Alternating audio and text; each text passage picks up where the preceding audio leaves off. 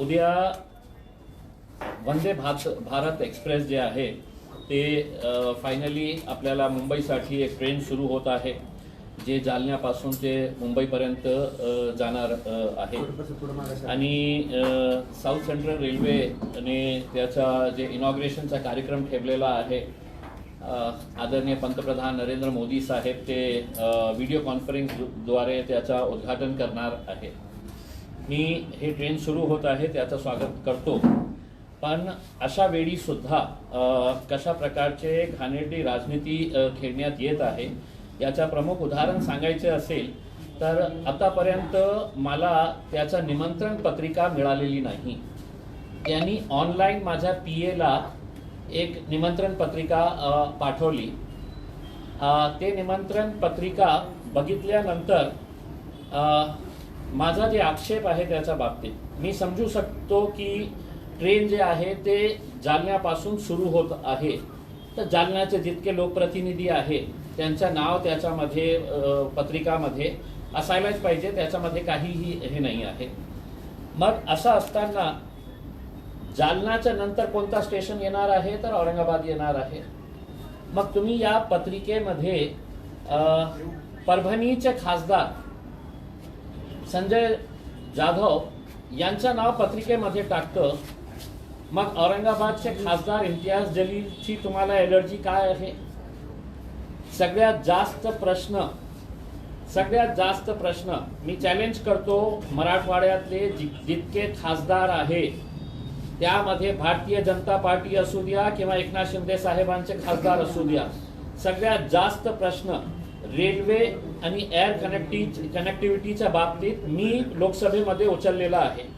मग जेव्हा हे सगळं होतं मग तुम्ही याच्या बाबतीत अशा प्रकारे हे घाणेरडी राजनीती करत असेल, तुम्हाला करायचं असेल तर मी त्यांना स्पष्टपणे माझ्या ट्विटमध्ये सांगितलेलं आहे की तुम्ही ज्या प्रकारे हे राजनीती करतो मग मी माझा दणका काय आहे ते तुम्हाला उद्या रेल्वे स्टेशन स्थानकामध्ये पण होणार आहे 11:45 तर मी समजू शकलं असतं की तुम्ही जालन्याचे लोकप्रतिनिधी, पण तुम्ही जेव्हा परभणीचे खासदारांचं नाव त्याच्यामध्ये टाकू शकतो की तिथून ट्रेन जाणारच नाही आहे, पण तुम्ही आमच्या सोबत घाणेरडी राजनीती खेळणार असेल तर तुम्ही उद्या उद्घाटनाच्या कार्यक्रमामध्ये तुम्ही आता बोलवा किंवा नाही बोलवा, आम्ही येणार आहे आणि तुमची ट्रेन पुढे जाणारच आहे ना।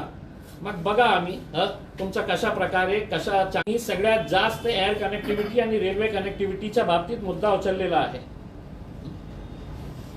इतकं सारे तुम्ही नाव याच्यामध्ये लिहिलेलं आहे, मी समजू शकतो ना। तुम्ही फक्त जालन्याचे केले असते तर मला काही आक्षेप नसता, पण तुम्ही परभणीचे खासदारांचं नाव टाकतं। मग औरंगाबादच्या खासदारांची ती एलर्जी कशामुळे झालेली आहे, का झालेली आहे? आता मी माझ्या सगळ्या पार्टीचे जे यांना पण खूप राग आलेला आहे की साहेब तुमचं नाव कशासाठी नाही आहे।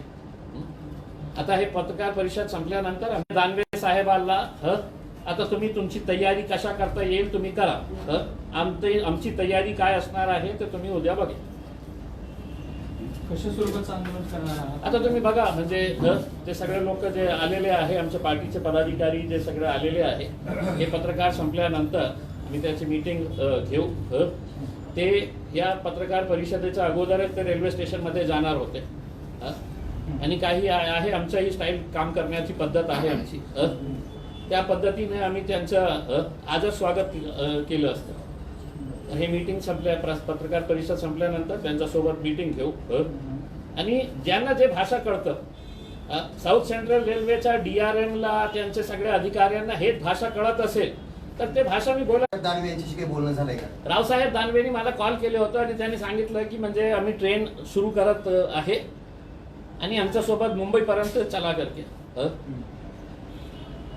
तर कधी ते काल त्यांचा फोन आला होता मला, पण आतापर्यंत मला हे पत्रिका पाठवण्यात आलेली नाही आहे। मग आम्ही जेव्हा माझ्या पीएने सगळ्या अधिकाऱ्यांना विचारलं की आमच्याकडे पत्राची ताकद माझ्यामध्ये आहे, आता ते सांगण्यात येते 5 मिनिटांमध्ये साहेब एक गाडी घेऊन मतलब आमचे जालन्याहून लोक निघालेले आहे पत्रिका देण्यासाठी आपल्याला. म्हणजे कशासाठी? जे नियम आहे पोहोचली तरी तुम्ही सोडणार नाही त्यांना. नाही, त्यांनी उत्तर द्यावं ना. हे तुम्ही परभणीमध्ये ट्रेन चाललेली आहे का? नाही. जालन्याचा नेक्स्ट स्टॉप काय आहे? उद्घाटन तुम्ही औरंगाबादलाही करणार आहे, त्याची वेगळी एक निमंत्रण पत्रिका तुम्ही छापलेली आहे, त्याचा टाइम दिलेला आहे. या शुभ मुहूर्तावर आम्ही तुम्हाला औरंगाबाद रेल्वे स्थानकावर सकाळी 11:45 वाजता हार्दिक आमंत्रित करतो. मग इथेही तुम्ही हे कार्यक्रम घेणार आहे. मग परभणीच्या उलट दिशेने गाडी कशी चालली? गाडी माझ्या दिशेने येत असेल तर माझंही नाव यायला पाहिजे होतं. बघा, हे छोटे छोटे गोष्टीसाठी नाही का मी काय जास्त महत्व देत नाही, पण आपली ही एक सीमा असतं की आपण कुठपर्यंत आपण त्यांना सहन करावं. आता त्यांना वाटत असेल तर हो द्या, तुमचं उद्घाटन आहे, सगळं तयारी करतो आम्ही. तुम्ही करा, तुमची राजनीती करा, आम्हाला जे करायचे आहे मी करणार. असं समजा तिने उत्तर दिलं, ते उत्तर तुम्हाला पटलं तर कसलं? त्याचं हे जे काही प्रकार झालाय त्या प्रकाराचं समजा रेल्वे मंत्र्यांनी तुम्हाला उत्तर दिलं, काय उत्तर असू शकतं मला हे सांगा. नाही, पत्रिकेमध्ये सुधारणा केली रात्री आणि नाव टाकलं, सन्मानाने बोलावलं तर तुम्ही नाही, सन्मानाने कशाला? हे काय सन्मान आहे का? मी आज पत्रकार परिषद घेतल्यानंतर तुम्हाला कळतं का की हे औरंगाबादचे एक खासदार आहे, आणि जेव्हा जेव्हा मी प्रश्न विचारलं, जेव्हा ते रेल्वे राज्यमंत्री रावसाहेब दानवे तिथे बसायचे त्यांना माहित आहे. नाही तर चला त्यांना ओपन चॅलेंज करतो की तुमच्या खासदारांनी किती वेळा हे मुद्दा उचललेला आहे रेल्वे कनेक्टिव्हिटीसाठी.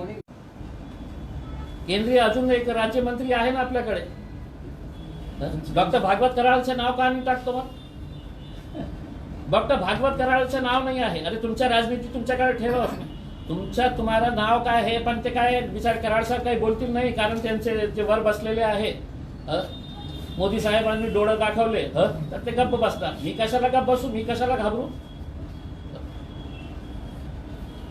म्हणजे तुम्ही अतुल सावेचं नाव टाकलेलं आहे ना त्याच्यामध्ये. मग केंद्रीय राज्यमंत्री नाही आहे काय ते केंद्रीय आपले रावसाहेब दानवे?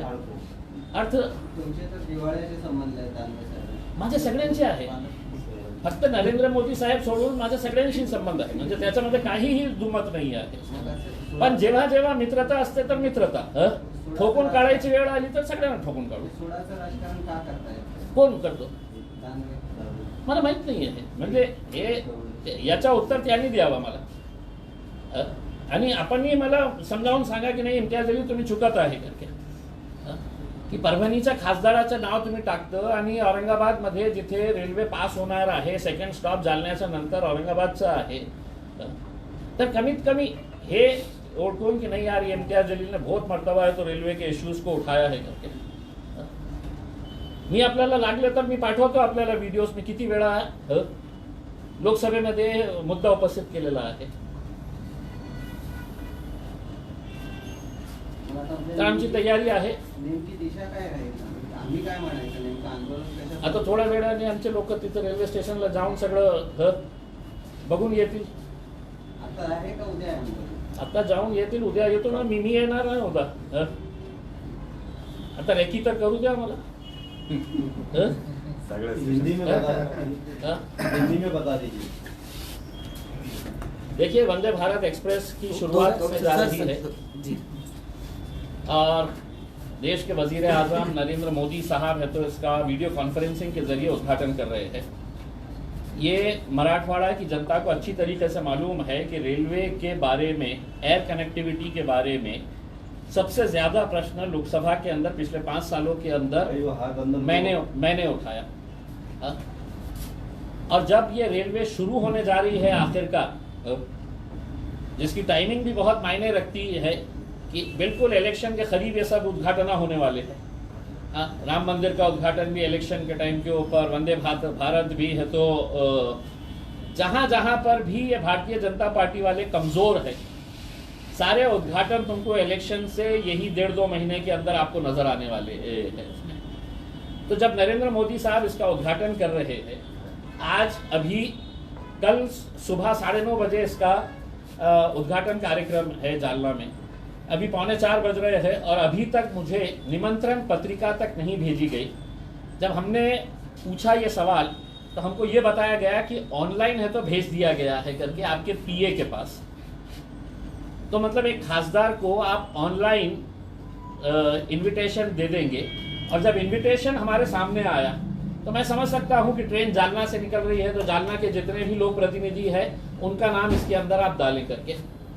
लेकिन ट्रेन जालना के बाद औरंगाबाद और औरंगाबाद से आगे निकलेगी, तो इस इनविटेशन कार्ड के अंदर परभनी के खासदार का नाम है, जबकि ट्रेन वहां पे जा ही नहीं रही है।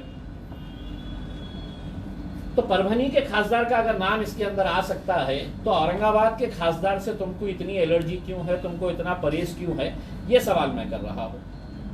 और अगर तुमको ये घटिया राजनीति करनी है इस तरह की, और तुम समझेंगे कि इम्तियाज जलील खामोश बैठेगा करके, ये छोटी छोटी बातों को मैं कभी भी मतलब बहुत ज्यादा अहमियत नहीं देता हूँ, लेकिन आज मेरे ही कार्यकर्ता, मेरे ही पार्टी के पदाधिकारी कह रहे हैं कि साहब इतना सवाल आपने उठाने के बाद अगर आपका ही नाम नहीं है तो अब ये उद्घाटन कल उन्होंने करेंगे।